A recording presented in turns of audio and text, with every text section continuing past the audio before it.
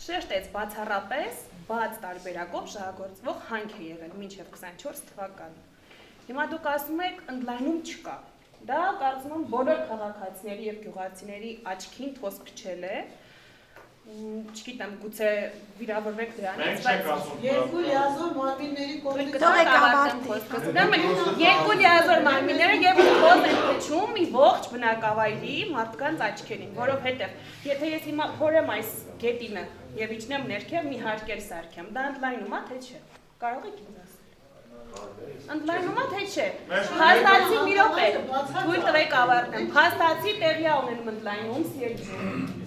Ու ես չեմ հասկանում, ինչու մինչև հիմա Վանաձոր համայնքը, ես Վանաձոր համայնքի բնակիչ եմ։ Ես չեմ հասկանում մինչև հիմա ինչու 80,000 բնակչություն ունեցող Վանաձոր քաղաքը,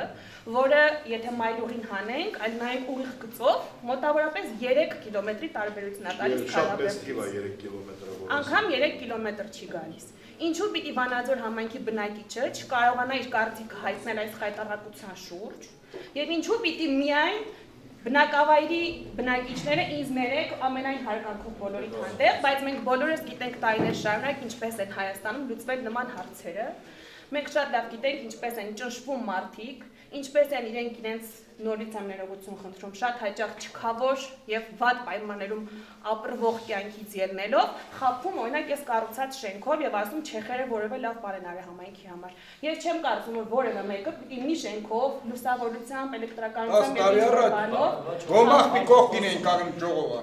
ժամանակին պետք է ուղղակի մտածել, որ նման հանքարդյունաբերական ապագան ձեր համայնքը միայն կործանում է։ Միայն։ Հիմա իմ հարցը հետևյալն է. ինչու Վանաձորը մինչև հիմա չի համարվում ազդագիր քաղաք եւ ինչու մինչև հիմա 80,000 բնակիչներից չեք գալիս եւ կարծիք հարցնում, որտեղ ես վստահ եմ այն դիմադրությունը, որ դուք այստեղ եք տեսնում, կրկնակի եռակի Վանաձորում եք տեսնելու։ Սա խայտառակ նախագիծ է ու սա պիտի չիրականանա։